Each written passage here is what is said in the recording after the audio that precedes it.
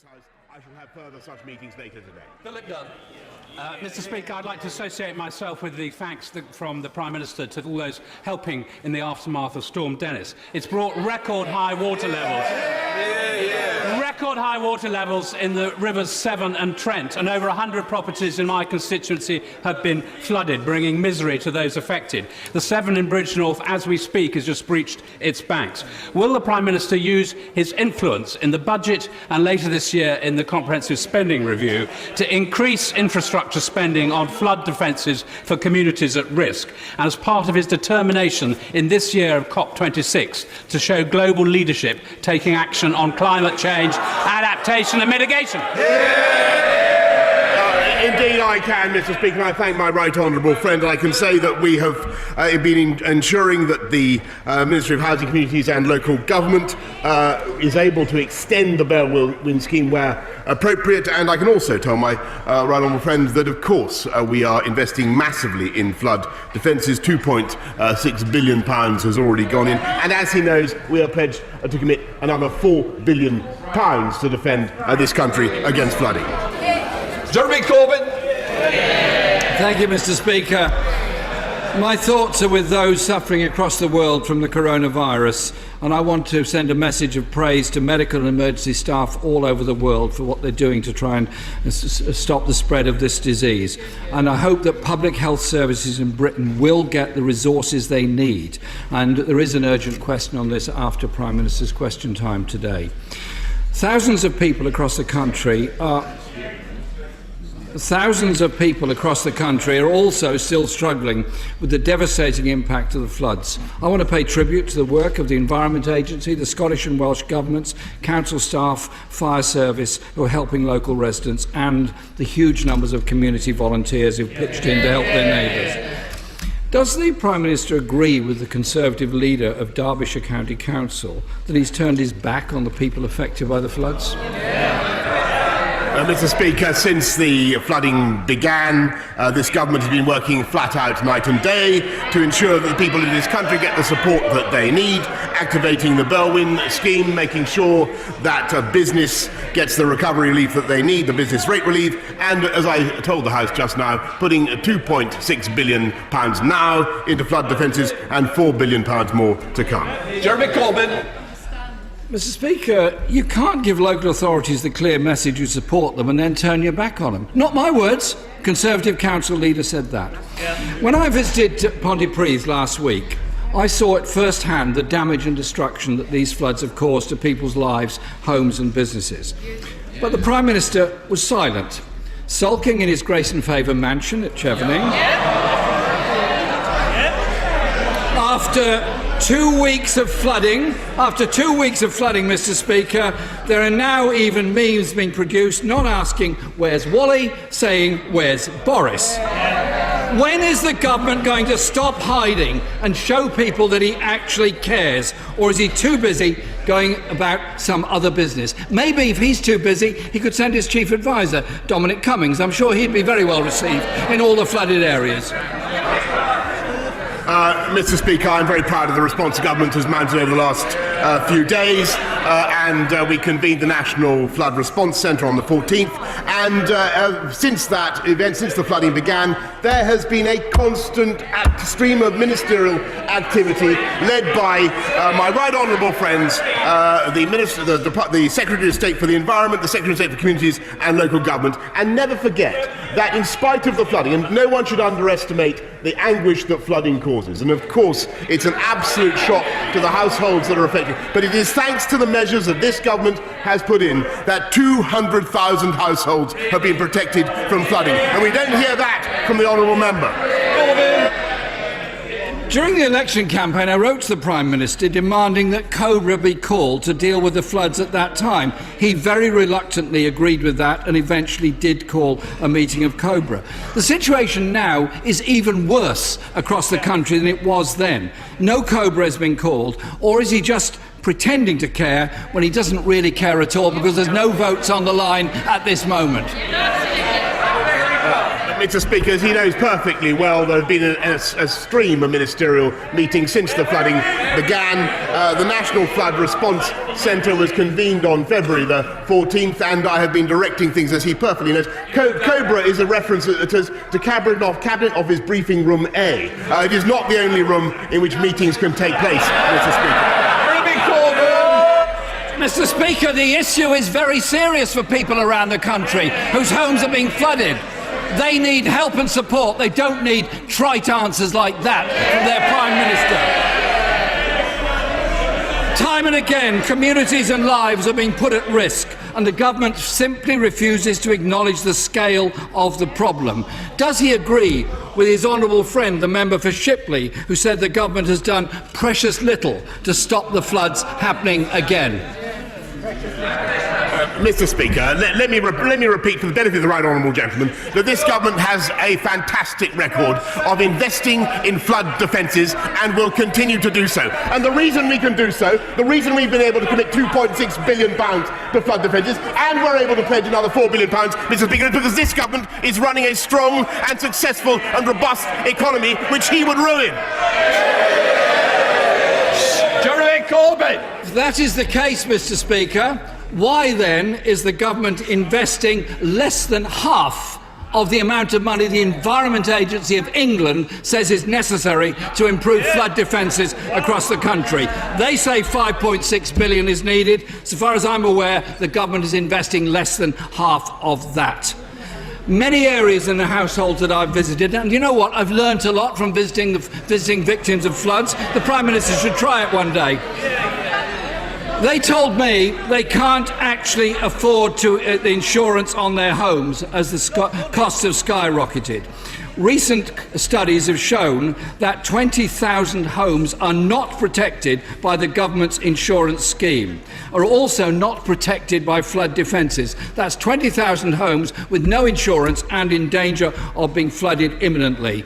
Isn't it time the Prime Minister found a very urgent solution to this problem? Just imagine what it's like to live in a home that's in danger of being flooded, you can't get it insured, and if you own it, you can't sell it or can't move. You are totally stuck. They are looking for the government to help them out at their time of crisis.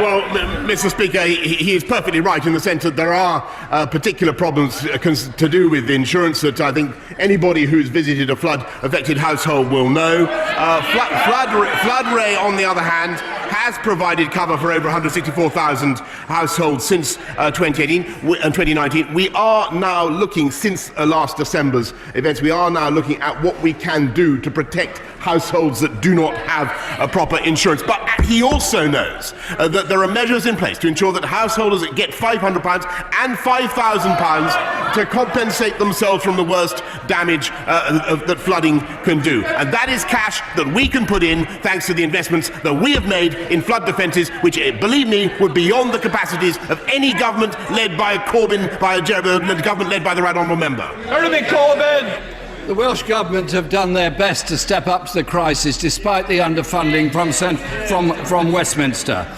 The Prime Minister was keen to pose for cameras when there's a crisis on during the election, but he often goes AWOL. He was late to respond to the London riots because he was on holiday. He was on a private island when the Iranian general was assassinated. And last week, he was with his head in the sands in a mansion in Kent. The MP for Calder Valley, another of his colleagues, said it's not good enough. How can the country trust a Prime Minister, a part-time Prime Minister? Last night, schmoozing Tory party donors at a very expensive black-tie ball, instead of getting out there and supporting the people who are suffering because of the floods. This government needs to step up to the plate and invest in defences and ensure there is real insurance for people whose homes are being ruined by these floods as we speak. Mr. Speaker, right honourable gentleman asked what this government has been doing in the last few days. Well, let me tell you, not only have we been investing massively in flood defences and compensating those who suffered from flooding, but we've been stopping the early release of terrorists. We've restored the nurses' bursary. We're beginning work on 40 new hospitals. We're recruiting 20,000 more police officers. And we can do that, Mr. Speaker, because we have a strong and dynamic economy with employment at record highs, unemployment down to the lowest levels since the early 70s, wages going up, home ownership up. And what are they doing, Mr. Speaker? They're still deciding. Listen to them jabbering away, Mr. Speaker. Jabbering away. I think we'll have a little bit more silence on the second round. Prime Minister. Quite right, Mr. Speaker. Jabbering away because they still can't decide whether or not they want to be in the European Union. And the hottest topic of debate in the Labour Party is what job should the right honourable gentleman have in the shadow cabinet after the leadership election. Mr. Speaker, they are engaging themselves in narcissistic debate about the Labour Party. We are getting on in delivering on the people's priorities. The Prime Minister will be aware of the concern in settled rural communities such as those in North East Hertfordshire because of intentional, unauthorised development of travellers' sites. This leads to large numbers of lorries, large numbers of caravans coming onto land where there's no planning permission, and then subsequently the ignoring of enforcement when the local authority tries to intervene. The government has said that it will bring forward measures to try and tackle these planning issues. Will the Prime Minister put his authority behind this and get it sorted out? Mr. Speaker, I take that issue very seriously, and I thank my right honourable friend for raising it. We're giving local authorities more powers to reject intentional, unauthorised development, and we will be consulting on the details of those proposals in a forthcoming white paper, and I hope that he will contribute to those consultations. In Blackfoot. Thank you, Mr. Speaker. This week, we learned that 40% of small businesses in Scotland employ more than one EU national. Mr. Speaker, immigration is crucial for Scotland's economy. So it's no wonder that the Scottish Government's proposals for a Scottish visa system have been universally welcomed by businesses and charities alike. Even the Scottish Tories think it's a good idea. The Prime Minister rejected these proposals within a few short hours. Does he now admit this was a mistake? Mr. Speaker, it was not only I who rejected the proposal, but also, of course, the Migration Advisory Committee, and that is because we are bringing forward a very sensible proposal which the people of this country have long desired, whereby we take back control of our immigration system with a points-based system, and we will ensure, and because the honourable gentleman has an important concern to raise, we will ensure that everywhere in this country, all businesses, all agricultural sectors, all the fishing communities in this country will be able to access the labour and the workforce that they need under our points-based system. But what will be the height of insanity, Mr. Speaker, would be to proceed with the SNP's solution of a border at Berwick between England and Scotland. Once again, the Prime Minister shows he is utterly delusional. Let's look at the reality. Scottish Care has said that the Prime Minister's damaging immigration plans shut the door on enabling people to be cared for in their own home. The General Secretary of the GMB Union says the plans could genuinely tip businesses over the edge. Scotland's National Farmers Union have said their evidence has been disregarded by the UK Government. And the Scottish Tourism Alliance say their plans will have devastating impact for Scotland's workforce. We know, Mr. Speaker, that senior figures in the UK Government have said what the Scottish Parliament decides, and I quote, doesn't matter one jot. If the Prime Minister thinks the Scottish Parliament doesn't matter, the Scottish businesses matter, Prime Minister. Mr. Speaker, of course, Scottish businesses matter, and the way to do well by Scottish businesses would not be to tax tax them with the highest tax rates in the UK. It would be to run a sound economy in Scotland. It would be to have an educational system that doesn't leave Scottish children lagging behind through no fault of their own. Mr. Speaker, this government will get on and deliver a working immigration system for the whole of this country. And I may say respectfully to the right honourable gentleman who shouts at me from a sedentary position that once again he would be better off getting on with delivering for the people of Scotland rather than continuing with his ceaseless and vain quest to break up the United Kingdom, because he will not succeed. Laura Trott.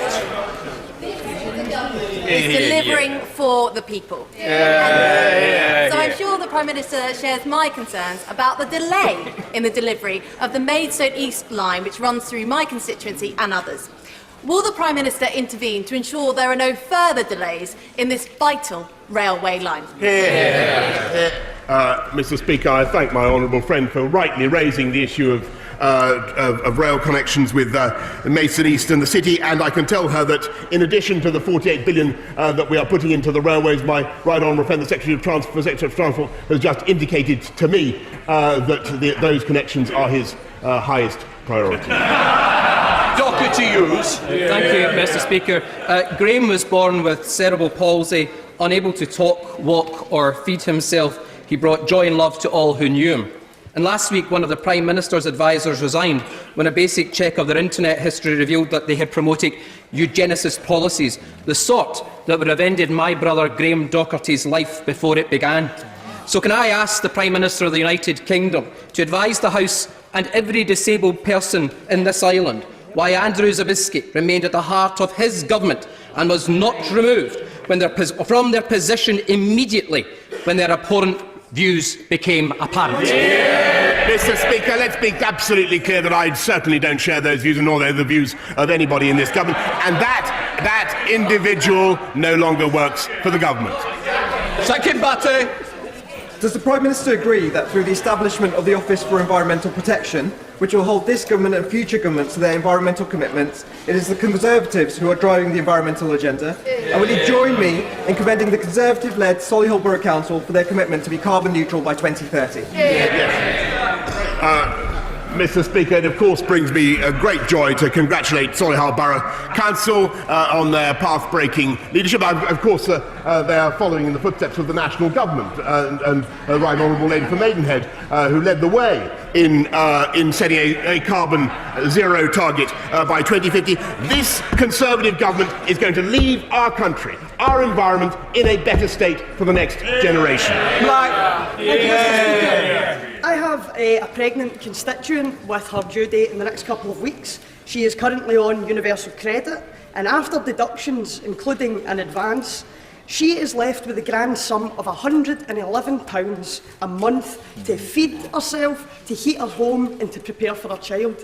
Now, I know the Prime Minister will likely want more details about this case and will be happy to help, but I want to ask him, in principle, as the Prime Minister, does he think that £111 a month is enough for anyone to live on? Well, Mr. Speaker, I'm of course very happy indeed to look at the case and to do whatever we can to help with the individual case. But I must say to her that in the round, universal credit has helped and is helping 200,000 people into work. There is an estimated 1 million disabled households who will get around £100 more per month as a result of universal credit. And I'm proud to stand by a record of helping people into work and off welfare, but as I said to her before, I'm more than happy to look at the case, and the answer to her question in a word is no. Ben Bradley. Mr. Speaker, does my right honourable friend agree with me that the people of Mansfield, who, like many millions across the country, previously voted Labour but now put their faith in a Conservative government, are not in fact traitors, as they've been branded by members of the party opposite this week, but in fact this government and members on this side of the House respect these hard-working people and communities, we respect their choices and we will deliver for them? Well, Mr. Speaker, I'm not going to comment on the vituperation that is meted out by the party opposite, but what I will say is that all voters should be treated with respect and with humility and I congratulate him on the hard work he's doing for the people of Mansfield. £10 million for West Oxfordshire College, £20 million for road improvements, £5 million for proactive lung health screenings, and up to £50 million in a town new deal and future high streets funding. In my view, the people of Mansfield are well served by my honourable friend. Kate Osborne. Mr Speaker, like many other sub-postmasters, my constituent, Chris Head, was victim to the Post Office Horizon IT system scandal. These errors have resulted in bankruptcy, imprisonment and even suicides. Will the Prime Minister today assure Chris and others that he will commit to launching an independent inquiry? Mr Speaker, I am indeed aware of the scandal to which she alludes and the disaster that has befallen many post office workers, and I'm happy, and I've met some of them myself, I'm happy to commit to getting to the bottom of the matter in the way that she recommends. Brilliant, Kate.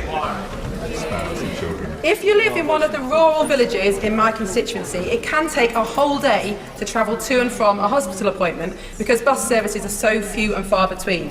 As a fellow bus enthusiast, will my right honourable friend assure me that some of the £5 billion in the pipeline for bus services will go towards improving routes in Penistone and Stocksbridge? Mr Speaker, my honourable friend is absolutely right about the vital importance of buses and their transformative power, but as for the detail about what will happen in Penistone and Stockbridge, she will have to await the upcoming national bus strategy, which will be along very shortly. David. Mr Speaker, before the last successful climate change talks in 2015 in Paris, I led the British preparations, including delegations of the 3 preceding UN climate talks. Global action on climate change only happens when the host nation engages with the world's largest nations in advance at the highest political level. So as the host of the 2020 climate talks, will the Prime Minister today publicly commit himself to meeting President Xi of China, Prime Minister Modi of India and US President Trump to secure for the Glasgow talks global action on the climate emergency? I'm grateful to the right honourable gentleman. I can tell him and tell the House that, of course, I've already engaged just last week with President Xi of China, repeatedly with President Modi of India, Prime Minister Modi of India, and also, of course, already on this subject with President Trump. But there will be an intensifying drumbeat of activity in the run-up to Glasgow. Good luck. Thank you. No doubt remember with the same fondness the conversations that we had when he was outlining his plan for global Britain. I welcome very much what he has been saying about the defence review that is now planned and his priority on having a strategy-first, foreign policy-led review. Will he please make a statement to this House so that the views of this House can be heard, bringing together trade, aid, defence, foreign affairs and, of course, defence? I can, of course, give that commitment when the moment is right, Mr Speaker. The Prime Minister has a laundry list of climate promises. No doubt he'll read them out shortly, but he can't escape the fact that net zero won't be reached until 2099 on current rate of progress, not the 2050 he claims, let alone the 2030 we probably need. Even JP Morgan says human life as we know it is under threat. He can't be a climate denier, can he? So when will he take climate crisis seriously? Mr Speaker, these aren't promises, these are what we've already done. And it's thanks to Conservative action on climate change that we've reduced CO2 output by 43% on 1990 levels since 2010. And the economy has grown by 73%. 99% of all the solar panels installed in this country have happened under this Conservative government. And let me tell you that in 1990 this country was 70% dependent on coal. Today it's 3%, and they'd reopen the coal mines, Mr Speaker. Thank you, Mr Speaker. John Downey, the IRA terrorist responsible for the Hyde Park bombing in 1982, which killed 11 soldiers, received a letter of comfort from the government and his trial collapsed. Corporal Dennis Hutchins received a letter in 1974 saying he would not be prosecuted in connection with the shooting incident which took place in Northern Ireland. He was then investigated again in 2011 and told there was no further ground for taking any action. Does the Prime Minister accept that if Dennis Hutchins goes to trial on the 9th of March, all the assurances, all the promises, the manifesto commitment will amount to nothing more than meaningless, empty platitudes. Well, Mr. Speaker, it's to rectify matters such as the one to which he draws the House's attention, that this government is finally bringing in a law to prevent the vexatious prosecution of our hard-working, hard-serving veterans when no new evidence has been produced. Siobhan Lightfoot. Mr. Speaker, yesterday's press showed the widening health inequalities between the richest and the poorest. The money promised to Epsom St Helier Trust could have addressed that issue in my area, but instead the NHS are removing services from the poorest areas and sending them to leafy Belmont with the longest life expectancy. St Helier Hospital will become a glorified walk-in centre. No A&E, no maternity unit, no children's services, 62% of beds gone. Will the Prime Minister reassure me that he will look at this to show that much doesn't have to always get more? Mr. Speaker, in addition to the 14 new hospitals that we are building, part of the 33.9 billion initial investment that we're making, in the record investment that we're making into the NHS, I can tell her that Epsom and St Helier Hospitals, University Hospitals NHS Trust, will receive £500 million to redevelop its estate and world-class facilities on that site. Rachel Villiers. Mr. Speaker, will the Prime Minister promise to resist in all circumstances the sellout of our fishing communities so that we can ensure that on the 1st of January next year we take back control of our fishing waters and become an independent coastal state once again? I will indeed, Mr. Speaker, and I hope her words were listened to very carefully by the members of the Scottish Nationalist Party, because it is they who would hand back control of our fishing to Brussels. Gerald Jones. Thank you, Mr. Speaker. There are families and businesses in my constituency who've been left devastated after Storm Dennis tore through their properties. The strength of our union is based on sharing resources at people's time of need. But so far, not a penny announced by the United Kingdom government will benefit Wales, where the cost of repair is going to cost hundreds of millions of pounds. The Prime Minister talks the talk on the union, but will he today commit a cast-iron guarantee that he will provide the major new funding that Wales needs to recover from these floods? Well, the honourable gentleman is quite right to raise the issue of flooding in Wales, where of course it is a devolved matter, but nonetheless this government is committed to working flat out with the Welsh devolved administration to ensure that everybody gets the flood relief that they need, and that cash, yes, of course, it certainly will be passported through. Michael Longgate. Dudley is to receive £25 million investment via the government's Towns Fund. Thank you. So we are looking to use this money to secure a university campus near the town centre. Will the Prime Minister lend his support for this scheme in order to level up and generate greater opportunity for Dudley people and the greater Black Country? Well, I thank my honourable friend for what he's doing to champion Dudley in the Black Country, and I will certainly look at what I can do to be there in person. Is that what he's asking for? I'll do. Be careful what you wish for. To be there in person to support what sounds like an excellent scheme. David Linden. As we've seen today, religious intolerance in India is on the rise, be it with the anti-Muslim citizenship laws or Christians whose prayer meetings are disturbed and then subject to brutal beatings.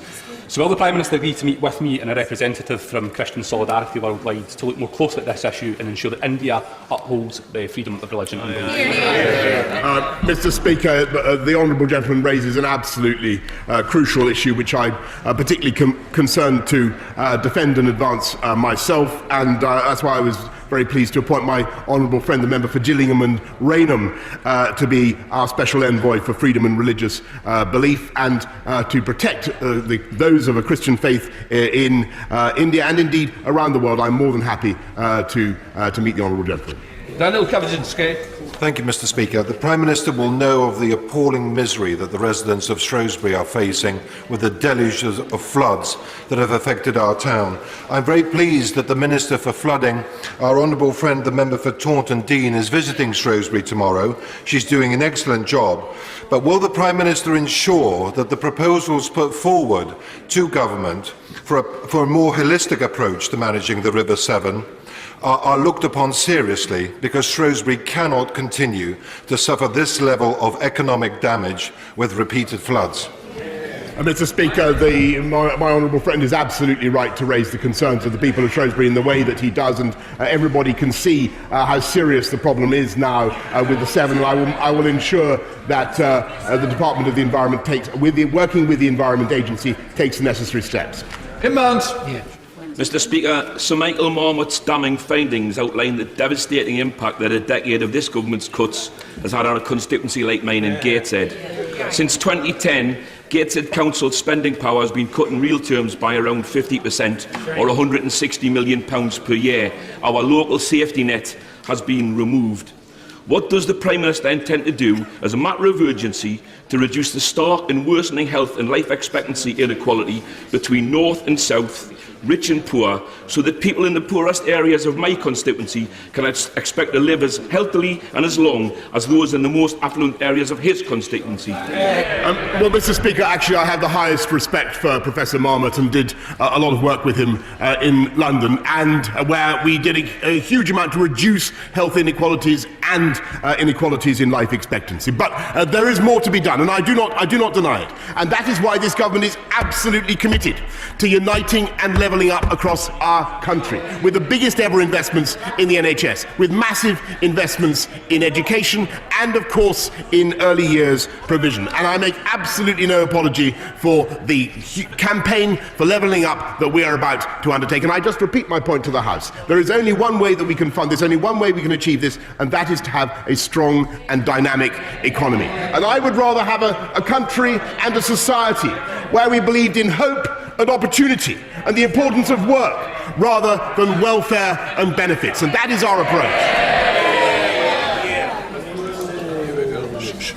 Order. I have granted leave to the Right Honourable Member for Bromsgrove to make a personal statement following his resignation from government. I remind the House that there can be no debate arising from such statements nor interventions. I call Sajid Javid, the Right Honourable. Thank you, Mr. Speaker. It has been 8 years since I last stood to speak as a backbencher, and it is a privilege to do so again. When I left these benches, it was to become a minister in the Treasury, and it seems apt that I went back to whence I came, the circle of life.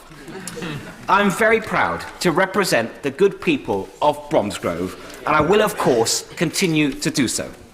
I will also continue to champion the causes that I believe in most, albeit from outside the government. I confess that I had hoped to have a little longer to make a difference from the inside. So, with thanks for your permission to speak, Mr. Speaker, I thought it would be appropriate to briefly explain first to the House why I felt that I had to resign as Chancellor of the Exchequer. I would also like to take this opportunity to thank all those colleagues in this chamber and beyond for their messages of thanks in the last 2 weeks. And I want to take the opportunity too to thank my family for their love and patience over the last few years. Yeah. I came into politics, Mr. Speaker, to give something back to the country that has given me so much. And while I do not intend this to be my last chapter in public life, in whichever form that may take, I'm immensely grateful for the trust and the support of colleagues in all the roles that I have had. After first holding 2 ministerial positions within the Treasury and then returning as Chancellor, I've had the huge privilege of running 4 departments. Each taught me more than the last, and it shaped my understanding of government. I can look back and say to myself, very sincerely, that I've never once made a decision, or indeed given advice on a decision, that I did not believe was in the national interest. You see, Britain's democracy and economy are strong because of its institutions and its people. Conservatives especially believe that no particular person or even a government has a monopoly on the best ideas. It is through these checks and balances of credible institutions, be it the Treasury, the Bank of England, the Office of Budget Responsibility, indeed this House, that we arrive at sensible decisions that are in the national interest. Now, when reflecting on the dynamic between number 10 and number 11, it is natural to look at past relationships. There is no one size that fits. Any model that works or doesn't depends on the personalities that are involved just as much as the processes. It depends on the mutual respect and trust that allows for constructive, creative tension between teams. And it is that creative, that dynamic, that it has always been the case that advisors advise, ministers decide, and ministers decide on their advisors. I couldn't see why the Treasury, with the vital role that it plays, should be the exception to that. A Chancellor, like all Cabinet Ministers, has to be able to give candid advice to a Prime Minister so he is speaking truth to power. I believe that the arrangement proposed would significantly inhibit that, and it would not have been in the national interest. So while I was grateful for the continued trust of the Prime Minister in wanting to reappoint me, I'm afraid that these were conditions that I could not accept in good conscience. Now, I don't intend to dwell further on all the details and the personalities.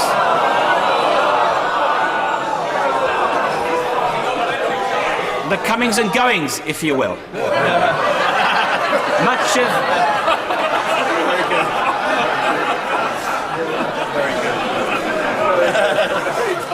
Mr. Speaker, much of this commentary was just gossip and distraction, and now it is in the past. I very much hope that the new Chancellor will be given the space to do his job without fear or favour. And I know this, Mr. Speaker, that my right honourable friend for Richmond is more than capable of rising to the challenge. He worked for me as a local government minister and as Chief Secretary, and I could not have asked for a better working relationship. Indeed, I had lobbied the PM for him to be given the role of Chief Secretary and to keep it at the recent reshuffle, but I did get my way on that one. My right honourable friend, the Prime Minister, has won a huge mandate to transform our country, and already he is off to a great start, ending the parliamentary paralysis, defeating the radical left, getting Brexit done, a points-based immigration system, and an infrastructure revolution. Now, our party, our government, has a huge opportunity and a responsibility ahead. We need a resolute focus on long-term outcomes and delivery, not short-term headlines. The Treasury as an institution, as an economic ministry, should be the engine that drives this new agenda. And since last summer, it has done just that, from planning properly for Brexit to bringing in a generational step change in infrastructure investment, from rewriting the Green Book to better favour our regions, to long-term thinking on human capital and designing the blueprint for levelling up across our country. I'm incredibly proud of the scale and the speed of the work that has already been done. But the Treasury must also be allowed to play its role as a finance ministry with the strength and credibility that it requires. You see, I'm a proud, low-tax Conservative, and I always will be. Already, our tax burden is the highest it's been in 50 years. It is fair to say that not everyone at the centre of government always feels the pressure to balance the books. It was ever thus. But the Treasury has a job to do. It is the only tax-cutting ministry. Every other department has an inbuilt incentive to seek and to spend ever more money. Not that I did that when I ran departments, of course. But But trade-offs have to be made somewhere. I see my right honourable friend for Maidenhead is agreeing with that. And at a time when we need to do much more to level up across generations, it would not be right to pass the bill for our day-to-day consumption to our children and grandchildren. And unlike the US, we don't have the fiscal flexibility that comes with a reserve currency. So that's why the fiscal rules that we are elected on are critical. To govern is to choose, and these rules crystallise the choices that are required. To keep spending under control, to keep taxes low, to root out waste, and to pass that litmus test that was rightly set in stone in our manifesto of debt being lower at the end of the Parliament. Now, while I'm of course disappointed not to be finishing what I started, I look to the future not with apprehension but with great optimism. We on these benches, we have a shot at achieving nothing less than wholesale renewal for our economy, our society and for our country. A chance to give everyone an opportunity to live up to their full potential, and wherever they live and whatever their background, a chance to put people, place and social justice at the heart of a more human capitalism, and to bring our country together as one nation. Mr. Speaker, I know that this is a shared vision, and I firmly believe that my right honourable friend, the Prime Minister, has the tenacity, the energy and the skill to see it through. I want to leave the House in no doubt that he has my full confidence and the government my full support to get it done.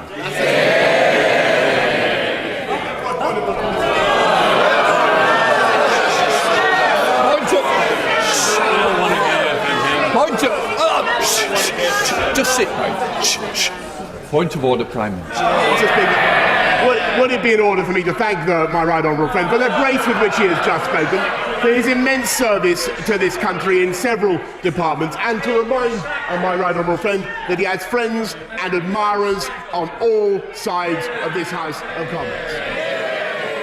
As the Prime Minister knows, he is correct. It's not a point of order. We will make America great again.